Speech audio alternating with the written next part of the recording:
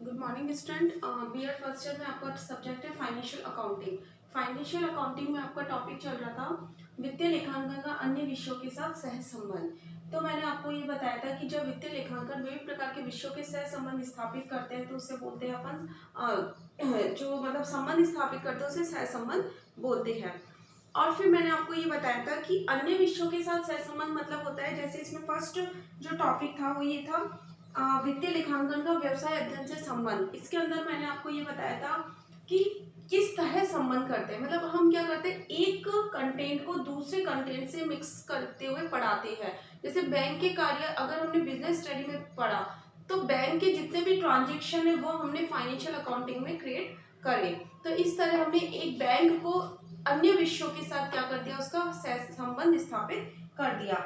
फिर आया था वित्तीय लेखांकन का बैंकिंग से सहसंबंध। बैंकिंग में जितनी भी प्रकार की साख होती है एक तरह से, ठीक है, उसमें डेप्रिसिएशन वगैरह जो लगता है, तो हम जो साख को हमने पढ़ा था वो किस में पढ़ा था, एक तो हमने उसमें पढ़ा था बैंकिंग सेक्टर में, ठीक है, बैंकिंग सेक्टर में उससे रिलेटेड जो भी टॉपिक पढ़े थे, लेकिन उसका जो क्लियरिटी है, उसका जो एक तरह से हम मानते हैं जो कार्य किया जाता है, जो डेप्रिसिएशन लग रहा है, इंटरेस्ट लग रहा है, वो हमने किसमें पढ़ा, वित्तीय लेखांकन में पढ़ा।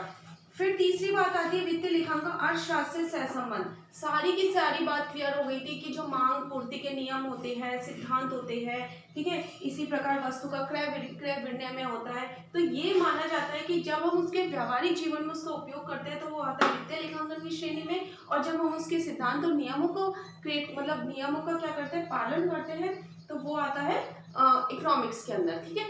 आज अब चौथा जो था आपका वो ये है वित्तीय लेखांकन का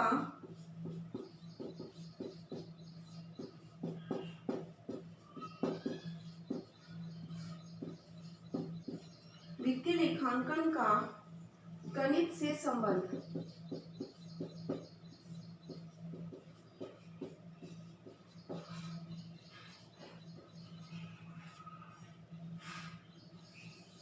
वित्तीय लेखांकन का गणित से संबंध।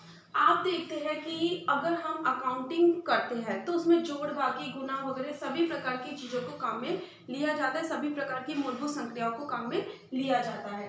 तो ये माना जाता है कि व्यवसाय अध्ययन, फाइनेंशियल अकाउंटिंग और बिजनेस स्टडी जो है वो एक तरह से मैथ्स के बिना क्या अधूरी है। अगर हमें मैथ्स के गणित का बेसिक ही नहीं आएगा तो हम इन सभी चीजों को क्लियर नहीं कर सकते। तो जैसे इसके अंदर उदाहरण देखने को मिलते हैं, ब्याज, वार्षिकी,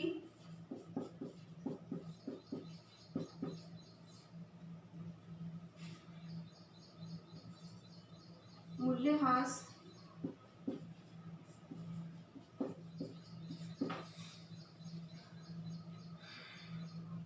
किराया क्रय पद्धति,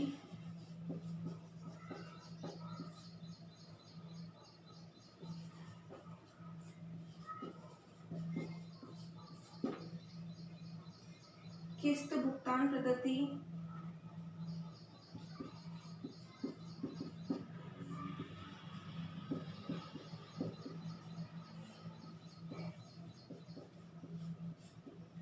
किस्त भुगतान पद्धति एवं संपत्ति,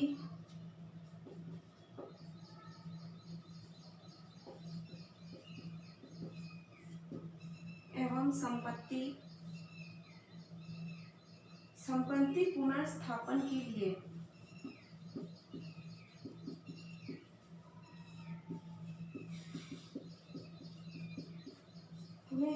के लिए आवश्यक नियम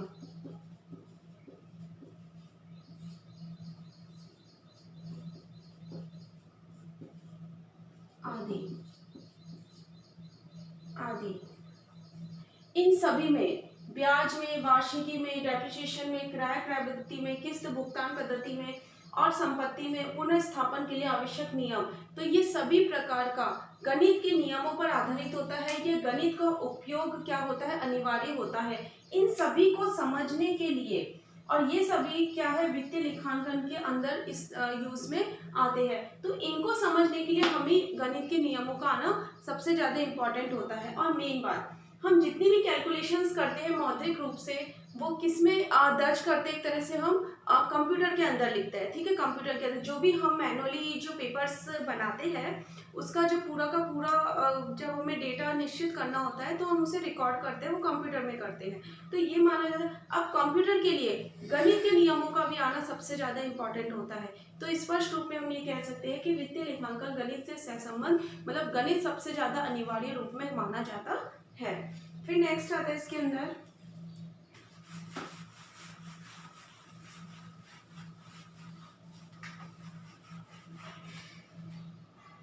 वित्तीय लेखांकन का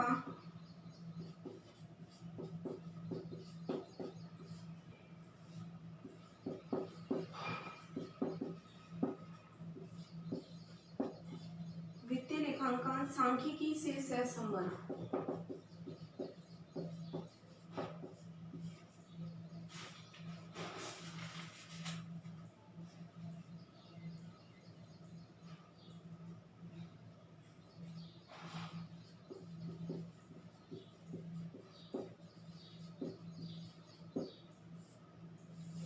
वित्तीय लेखांकन का सांख्यिकी से सहसंबंध, ये तो सबसे ज्यादा इम्पोर्टेंट है। अपन को पता है, अपन फाइनेंशियल अकाउंटिंग पढ़ते हैं, तो फाइनेंशियल अकाउंटिंग में ये माना जाता है कि जो इसका एक तरह से वित्तीय लेखांकन का सांख्यिकी सहसंबंध, स्टैट्स के बिना जो अकाउंटिंग होती है, जो फाइनेंशियली हम लेखांकन करते हैं वो मतलब एक तरह से निरर्थक मानी जाती है। मतलब एक तरह से माना जाता है कि हम जितनी भी, जैसे हमें कोई भी हम मापन करते हैं, कोई मूल्यांकन करते हैं, या फिर ये कह सकते हैं कोई सारणी बनाते हैं, नियमों का विशिष्टीकरण करते हैं, तो इन सभी के अंदर ये माना जाता है कि जो ये सांख्यिकी है वो सबसे ज़्यादा इम्पोर्टेंट होती है। तो इसके अंदर आप कौन कौन सी चीज़ों को देखते हैं, इसको हम चार्ट, ग्राफ, सारणी वगैरह बनाते हैं। तो जब हम इसे बनाते हैं तो इसका एक बहुत जटिल होता है बिना स्टैट्स के। तो स्टैट्स के अंदर हर चीज़ को, जैसे मीन के थ्रू अपन एवरेज, जैसे एवरेज निकालते हैं, कार्पोरेशन का नियम लागू कर सकते हैं हम, इसी तरह कॉलेशन इसके अंदर कर सकते हैं, इंटरप्रिटेशन हम इसके थ्रू कर सकते हैं। तो इसका जो जितना भी कार्य, इसका जो प्रैक्टिकल वर्क है, सारा का सारा किस पे डिपेंड है, सांख्यिकी पे डिपेंड है।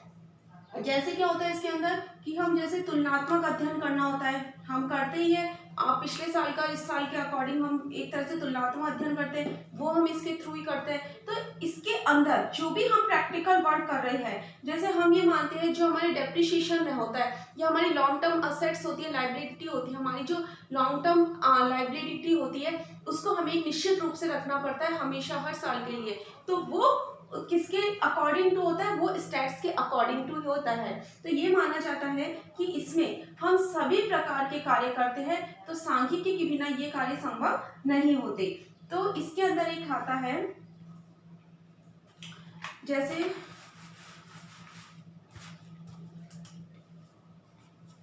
लागत निर्धारण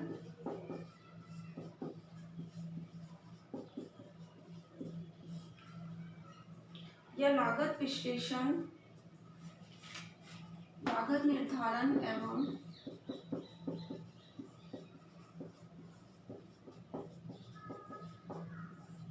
लागत विश्लेषण में लागतों को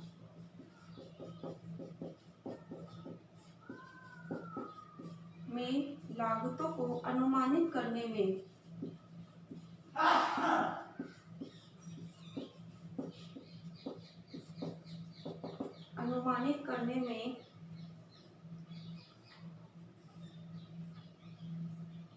विशिष्ट योगदान होता है।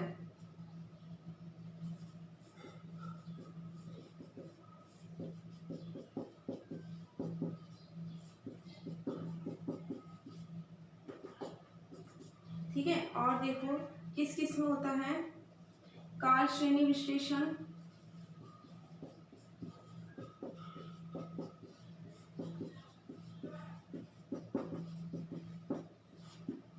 काल श्रेणी विश्लेषण, प्रतिगमन, रिग्रेशन जिसे आप कहते हैं, प्रतिगमन विश्लेषण का उपयोग पूर्वानुमानों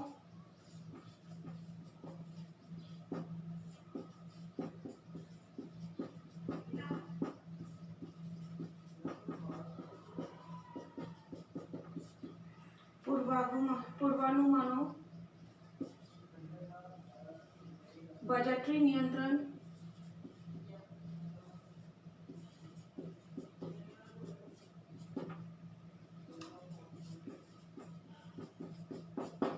सांख्यिकी जांचों का उपयोग एक तरह से हम बजट के नियंत्रण के अकॉर्डिंग करते हैं। तो इन सभी में लागत निर्धारण में, लागत विश्लेषण में, कार्य, ये सारे के सारे जो नियमों और सिद्धांतों को हम सांख्यिकी में पढ़ते हैं, ये सारे के सारे किस पे होते हैं? वित्तीय लेखांकन पे, या वित्तीय लेखा जो हम अकाउंटिंग करते हैं उसके अंदर सबसे ज्यादा इंपॉर्टेंट माना जाता है। तो वित्तीय लेखांकन का सांख्यिकी से सहसंबंध सबसे ज्यादा इंपॉर्टेंट माना जाता है। अब लास्ट आता है इसके अंदर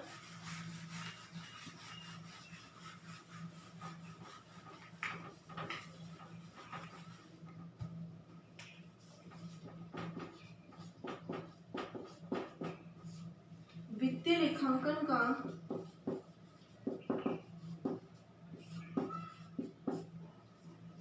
प्रबंध से सहसंबंध।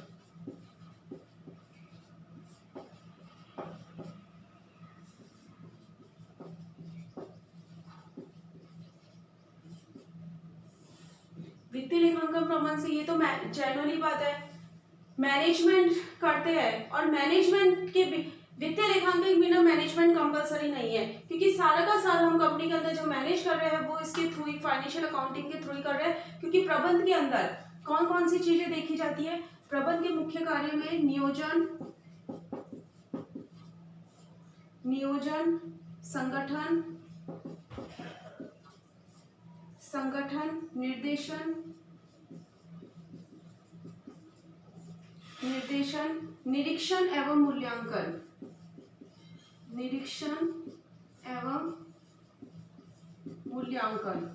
ठीक है मूल्यांकन, ये सारे के सारे नियंत्रण होते हैं प्रबंध के कार्यों के अंदर। अब क्या होता है? लेखांकन सूचनाओं का जो महत्वपूर्ण स्थान होता है वो इन्हीं के अकॉर्डिंग होता है। प्रबंध के जो वित्तीय लेखांकन होता है, लेखांकन का महत्वपूर्ण स्थान प्रबंध के कार्यों पे डिपेंड करता है। और एक विषय का वो पर्टिकुलर जब अकाउंटिंग करता है तो इसके अंदर जो सबसे अच्छा उसे लगता है उसके अकॉर्डिंग, जैसे नियोजन करना, संगठन करना, निर्देशन करना, उसके अकॉर्डिंग क्या करता है वो एक विषय का चयन करने के बाद क्या करता है? अपना अकाउंटिंग क्रिएट करता है, अपनी कार्य प्रणाली जो होती है उसकी वो क्या करता है? उसको कंप्लीटली रिजर्व करता है। तो यही चीज मानी जाती है कि विभिन्न विकल्पों में से, ये सारे जो विकल्प है इसमें से एक विकल्प का चयन कौन करता है? फाइनेंशियल अकाउंटिंग करता है, लेखांकन करता है, और उसके बाद लेखांकन क्या करता है? सभी प्रकार की सूचनाओं को ग्रहण करने के बाद उसका क्या निकाल, तुलनात्मक अध्ययन करता है। तो इसलिए वित्तीय लेखांकन क्या करता है? प्रबंध से सहसंबंध अपन स्थापित कर सकते हैं। ये आपका पूरा का पूरा कंप्लीट हो गया। कल मैं आपको यूनिट 3 पढ़ाऊंगी, यूनिट आपकी कंप्लीट हो गई। आपको होमवर्क है वित्तीय लेखांकन का अन्य विषयों के साथ